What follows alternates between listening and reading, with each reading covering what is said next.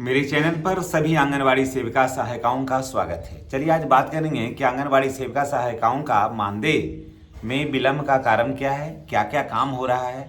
मानदेय अब जो आता है आंगनवाड़ी सेविका और सहायिकाओं का, उसमें क्या क्या जरूरी कागजात की जरूरत पड़ रही है, और जो सरकारी आदेश है आंगनवाड़ी सेविका और सहायिकाओं का वो क्या कुछ कहता है, उसके संबंध में क्या जो है वो लेटर निकला है डीपीओ और सीडीपीओ के संबंध में, हम सारी बातों की जानकारी हम आपके साथ शेयर कर रहे हैं।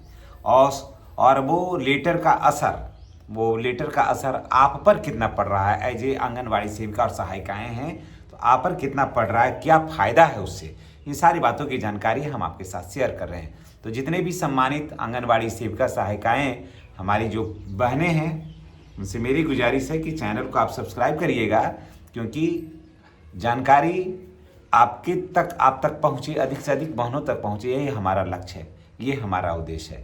आप वीडियो तो बहुत देखते हैं, लेकिन आप सब्सक्राइब नहीं करते हैं, सब्सक्राइब अवश्य करिएगा।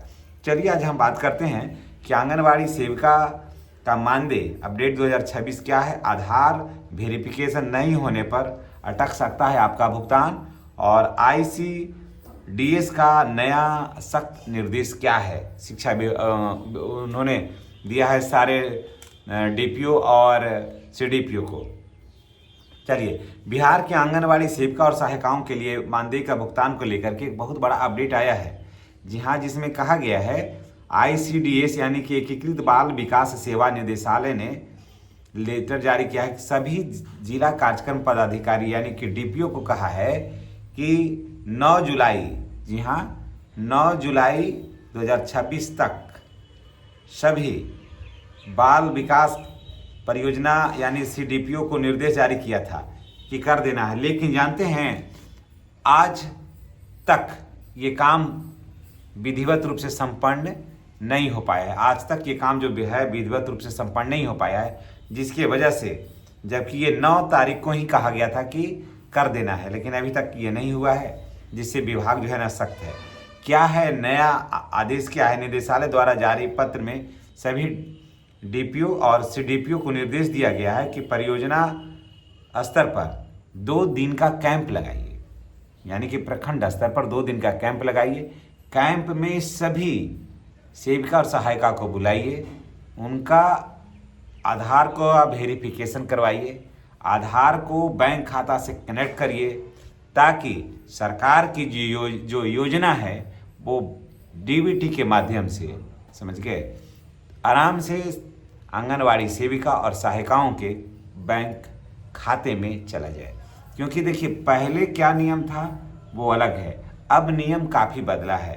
अब पेमेंट का नियम जो है वो बदल गया है, और आपको बिना डीबीटी का होगा ही नहीं, और आधार सीडिंग नहीं रहेगा तो आपको तो पैसा किसी कीमत पर ट्रांसफ़र ही नहीं होगा। हाँ होगा, जब जिस दिन आप फिर कर लीजिएगा ना, तो जो भी पेमेंट रुका हुआ है फिर वो सब शो करने लगेगा। तो यानी कि आज नहीं तो कल ये तो करना ही है, तो समय क्यों लगाया जाए, क्यों नहीं इसे समय रहते पूरा कर लिया जाए। अगर समय रहते पूरा कर लिया जाता है तो कोई कठिनाई नहीं होगी।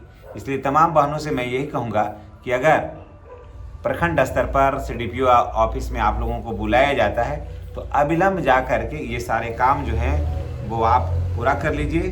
और पत्र में यह भी स्पष्ट किया गया है कि बैंक खाता पहले आधार से सत्यापित होगा, उसके बाद ही आधार सीडिंग की प्रक्रिया पूरी होगी। यानी कि बैंक खाता पहले आधार से सत्यापित किया जाए, है ना, उसके बाद आधार सीडिंग का काम किया जाए। तो मानदेय में भुगतान की देरी क्यों हो रही है? बहुत सारा जगह विभाग के अनुसार बड़ी संख्या में ऐसे मामले आ रहे हैं सामने कि जिसमें बैंक खाता का आधार सत्यापन पूरा अभी तक नहीं हो पाया है। सोचिए, एक महीना अब होने वाला है, अभी तक नहीं पूरा हो पाया है, या खाता नोट वेरीफाइड की स्थिति में है। ऐसे मामले में डीबीटी के माध्यम से मानदेय का भुगतान संभव नहीं है, पैसा ही नहीं एक्सेप्ट करेगा खाता। सबसे बड़ी बात है कि खाता जो है ना वो पैसा एक्सेप्ट ही नहीं करेगा। और यही कारण है कि लगातार जिलों को पत्र भेजा जा रहा है कि इस तरह का जो मामले हैं, जो लंबित मामले हैं, उसको अविलंब पूरा किया जाए। डीपीओ और सीडीपीओ को दी गई है सख्त चेतावनी। जी हाँ, आईसीडीएस ने अपने आदेश में यह भी कहा है कि यदि आधार सत्यापन और आधार शेडिंग समय पर नहीं कराई जाती है, जिसके कारण मानदेय में भुगतान देरी होगी तो इसकी जिम्मेदारी जो है संबंधित डीपीओ और सीडीपीओ को की होगी, यानी उनका वेतन जो है ना वो रुक जाएगा। कई सेविका सहायिकाओं का भुगतान शुरू हो गया है, लेकिन अभी भी कई मामले में समस्या जो है वो अभी बनी हुई है। जानकारी के अनुसार है कि सेविका और सहायिकाओं का आधार का सत्यापन एवं बैंक की पूरी विवरणी जो है ना पूरी तरह सही है। उनके लिए मई का जो भुगतान है, मई माह का भुगतान है भेजा जाना जो है वो शुरू हो गया है, और पीछे जो बकाया है ना वो एक साथ एरियर के तौर पर मिलेगा।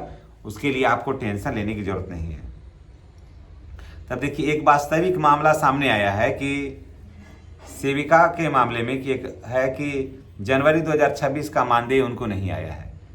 ऑनलाइन पोर्टल पर भुगतान की स्थिति देखने पर केवल नवंबर और दिसंबर का ही प्रविष्टियाँ दिखलाई पड़ रही है ना, जबकि जनवरी से में आगे का डेटा जो है उपलब्ध ही नहीं है वहाँ पर। तो ऐसे इसका मतलब ये हुआ कि वहाँ पर आधार शेडिंग नहीं है और डीबीटी जो है ना वो अलर्ट नहीं है। डीबीटी अलर्ट नहीं होने की वजह से वो शो ही नहीं कर पा रहा है, समझ गए। डीबीटी अलर्ट नहीं है तो शो नहीं कर पा रहा है और राशि भी नहीं जा रही है खाते में। तो क्या करें, अगर रुका हुआ तो क्या करें? तो अपने बैंक खाते का आधार सत्यापन करवाइए, आधार जो है वो सीडिंग करवाइए, संबंधित सीडीपीओ या डीपीओ कार्यालय जा कर के संपर्क करिए और उसके बाद विशेष कैंप का जो आयोजन होगा उसमें जा कर के उसमें भाग लीजिए, ताकि आपका जो रुका हुआ काम है, रुका हुआ जो वेतन है वो आपको मिल जाए, समझ गए।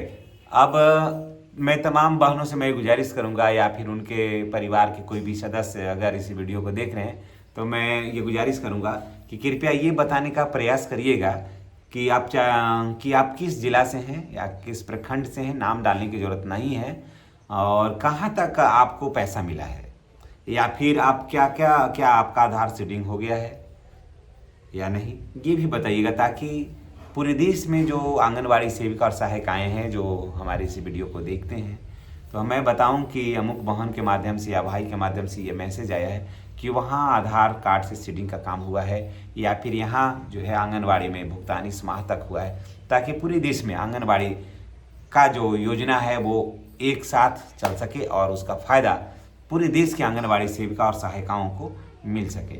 मैं आपको एक बात भी चलते चलते मैं आपको बता दे रहा हूँ कि राजस्थान में आंगनवाड़ी सेविका और सहायिकाएँ जो हैं वो आंदोलन की थी, काफ़ी लंबा आंदोलन भी चला।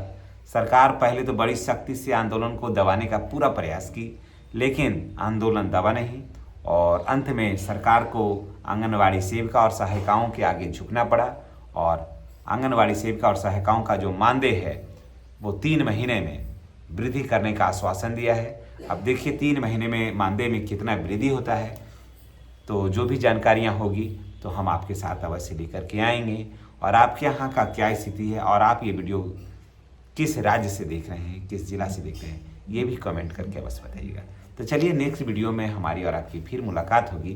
तमाम बहनों से मेरा निवेदन है कि चैनल पर अगर नए हैं, आपने अभी तक चैनल को सब्सक्राइब नहीं किया है तो सब्सक्राइब करना नहीं भूलिएगा। अगर बातें पसंद आई हो तो वीडियो को अधिक से अधिक अपने ग्रुप में शेयर करिएगा। धन्यवाद।